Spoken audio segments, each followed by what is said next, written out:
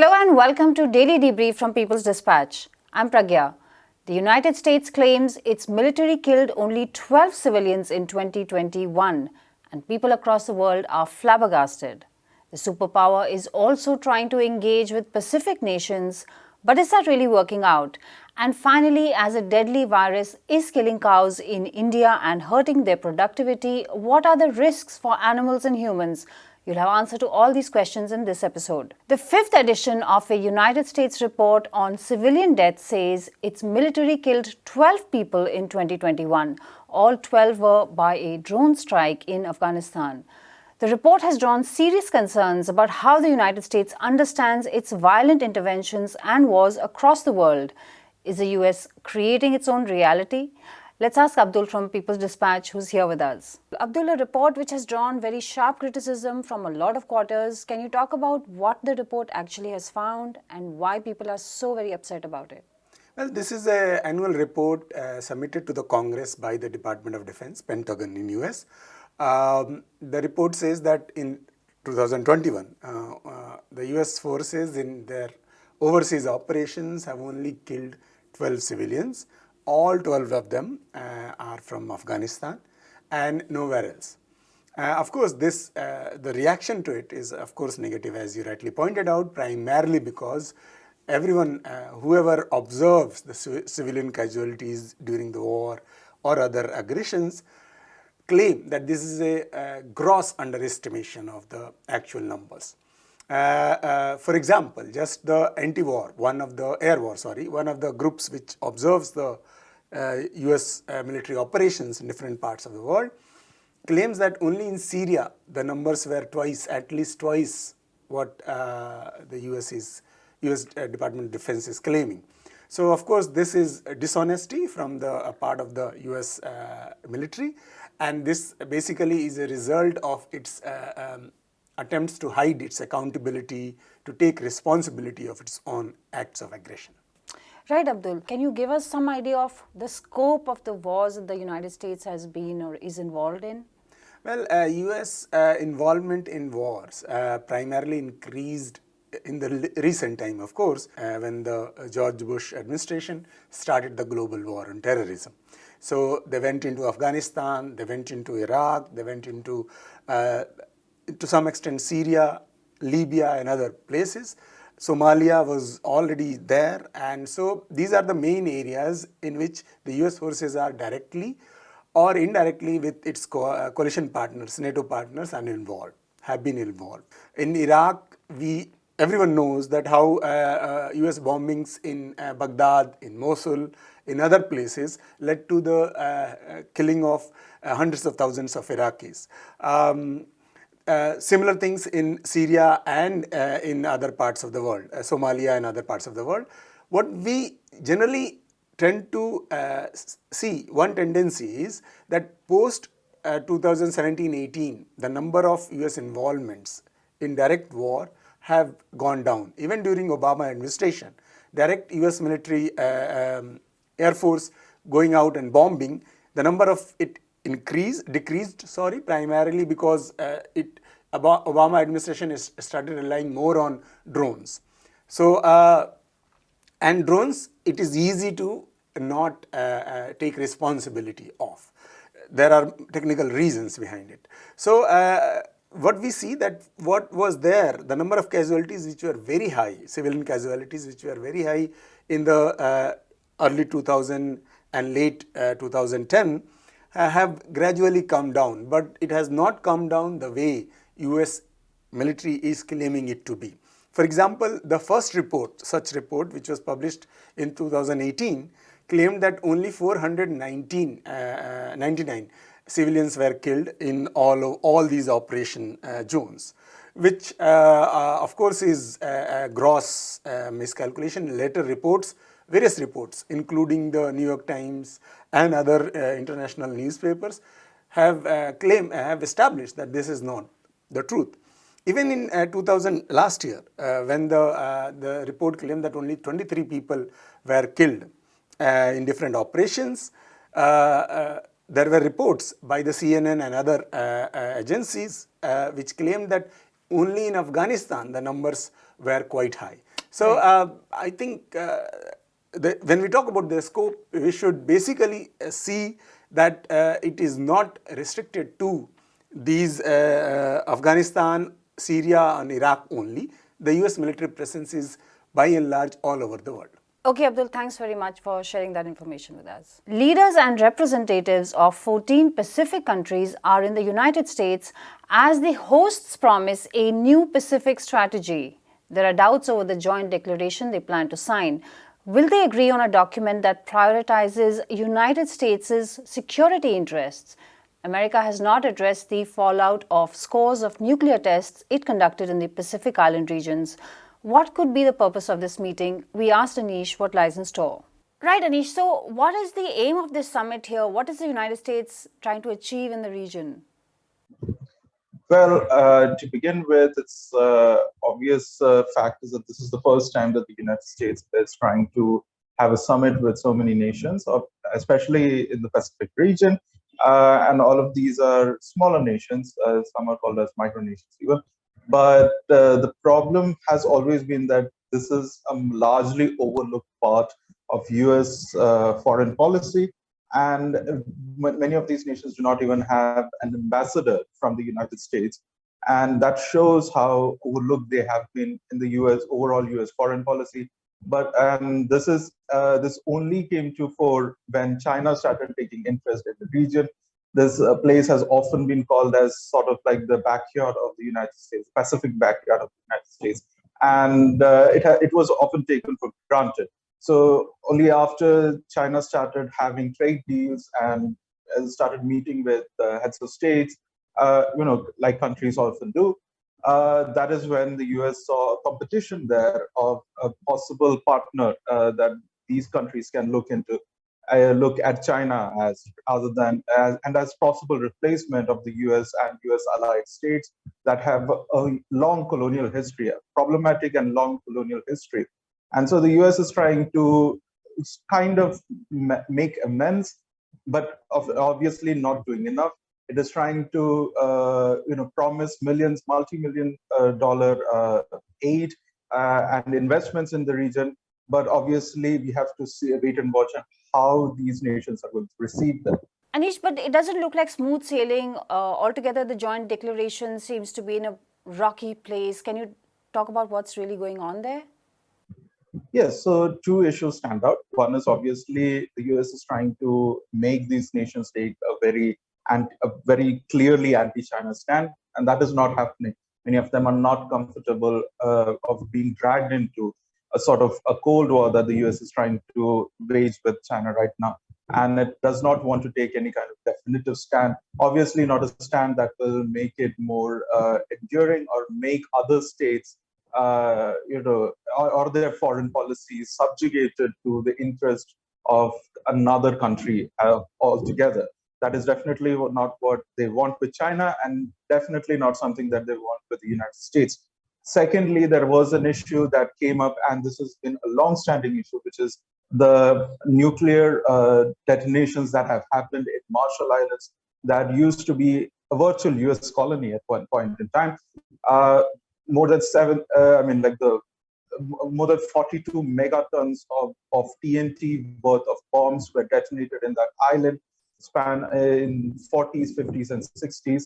And this is larger, much, much larger than what was dropped in Hiroshima and Nagasaki, like thousands of times larger. And the islands are still going through the effects of fallout. The Pacific regions are going through the effects of the fallout, which has actually spread in other regions. And that is not being addressed by the United States. It's still not ready to address it.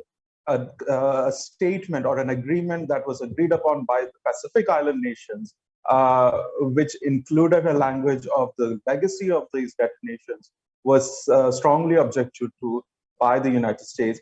And that shows its reluctance to take into consideration its colonial history in the region, in a region where it still has colonies. Let's begin with that. It still has three nations and multiple island nations, and also disputes with Colombia of all the places, which is not even a neighbor. So it still has a colonial role to play in the region. and it does not want to face up to the realities of that colonial history. Right, Anish. Thanks a lot for that update. The Indian government says lumpy skin disease has spread to 15 states, killing around 100,000 heads of cattle. Cows are a crucial economic unit on Indian farms, also a sensitive politicized issue. As cattle die afflicted by the lumpy skin disease virus, it's hard to see how the government is helping or keeping track. What will be the consequences on farms in India and beyond? We spoke to scientist Dr. Satyajit Rath on the implications for farmers, peasants, and economies. Thanks for joining us. Can you begin by telling us what the lumpy virus disease is, how many cows or cattle it is killing in India? What is the situation? So we should really refer to it as another kind of cowpox.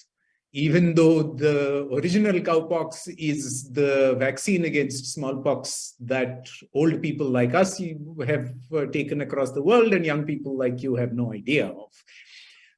This is another member of the so-called pox virus family that can infect cows and that causes skin blemishes and lesions that look like lumps on the skin. That's why it's called lumpy skin disease of cattle.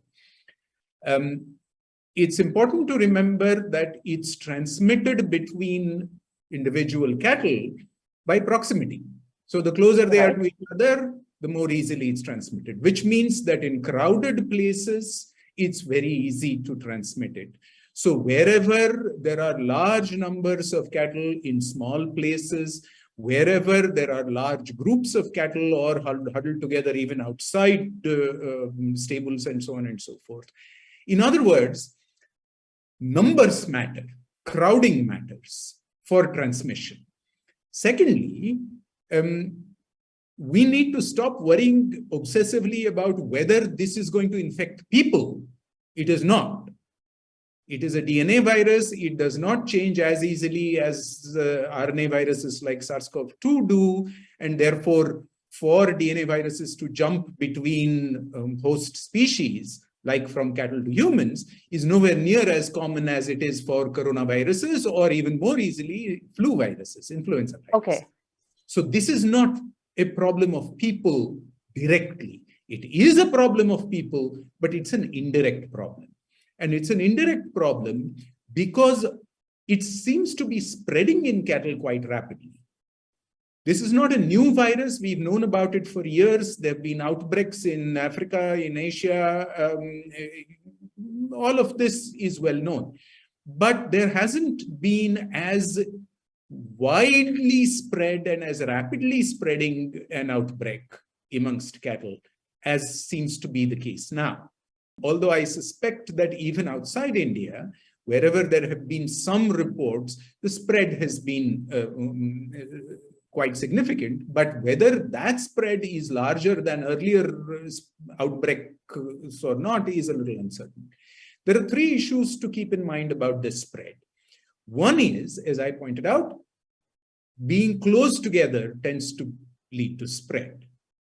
So wherever we have large numbers of cattle, and India over the last decade, especially once we have forbidden any rational cattle herd management by banning any euthanization of cattle at all for any purposes, it's not surprising that we have very large numbers of cattle in very small places, conducive to spread of disease. So I wouldn't say that we have invited the disease, but I would certainly say that we have created some factor where it's easier for the disease to spread. Secondly, the disease does not necessarily kill cattle in the sense that mortality rates, which are highly variable, range from anything as low as a couple of percent to as much as 20–30%. The average will lie somewhere in the middle. But here's the problem.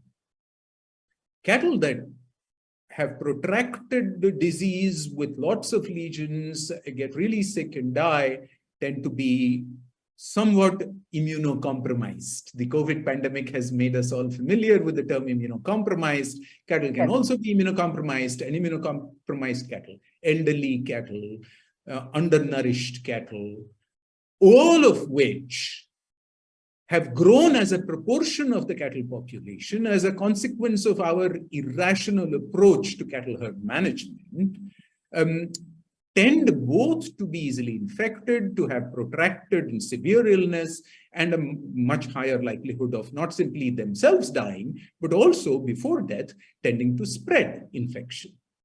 Okay. And the third point is that even when cattle do not die, and as is obvious, the majority of cattle are not going to die. They will recover on their own. But recovery is protracted, and during the protracted illness and for quite a while in the recovery convalescence period, cattle tend to be quite unwell, meaning that milk yields are low, meaning that their tendency to reproduce easily for cows to become pregnant appears to be reduced.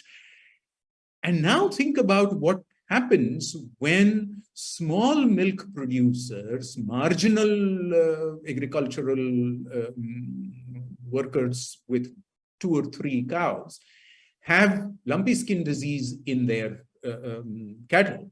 It's not that they're going to necessarily lose their cows, but the fact is that for months on end, their milk yields are going to drop. This is catastrophic in economic terms for us. So this is the consequence that we should be worrying substantially about, rather than worrying about, is it going to infect me? Can you talk a little bit in more detail about the economic impact of cattle being struck by this disease all of a sudden? So let's keep in mind what the scale of the disease currently is.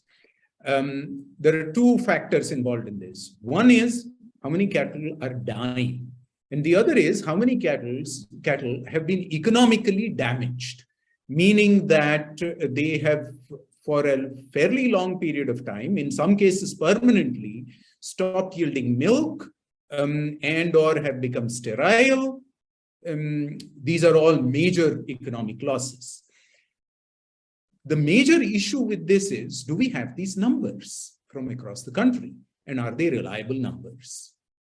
So currently, what we seem to have over the past few weeks, if most recent numbers from official sources are to be cited, India has about 100,000, 1 lakh cattle deaths so far recorded of lumpy skin disease virus infection. How reliable is this number is still open to some doubt, because how systematic is surveillance is quite unclear. Now, once again, our friends listening will remember that in the COVID pandemic, not simply in India, but across the developing world, it became quite apparent that the government mechanisms to record deaths with cause of death clearly and unambiguously identified, even for human beings, yes, left a great deal to be desired. Under those circumstances, it is completely reasonable, I think, to expect that the actual cattle death numbers are likely to be significantly higher than officially recorded numbers. Not only that, we have at the moment no official figures on how many cattle have been affected economically in terms of milk production loss, in terms of sterility, and in countries such as in Africa, where also there are outbreaks. There are large outbreaks ongoing in South Africa, in the Gambia, and so on and so forth. And in all of those, meat and hide quality are also economic factors, both of which are at risk, long-term risk from lumpy skin disease virus infection. what are the numbers of cattle affected in this sense, and therefore what is the economic scale of the damage, we have really no good idea of. Again and again, I come back to this point. Do governments across developing worlds, and I do not simply talk about India, but across the bulk of the developing world where small-scale cattle owners in agrarian countrysides are at risk of this, do they have methods and systems put in place to gauge the extent of economic damage? And very depressingly, I have a sense that we don't even have truly reliable data. The best we can do is record deaths, but deaths are only the visible part of the iceberg of economic damage that this virus is going to cause in cattle populations across the world. We need information about the hidden massive costs as well. Right. Thank you very much for that detailed update. Thank you for joining us. And that's all we have for you today. Thank you for watching Daily Debrief. Do come back to us tomorrow. You can find more such stories on our website, peoplesdispatch.org, and our regular updates on Facebook, Twitter, and Instagram.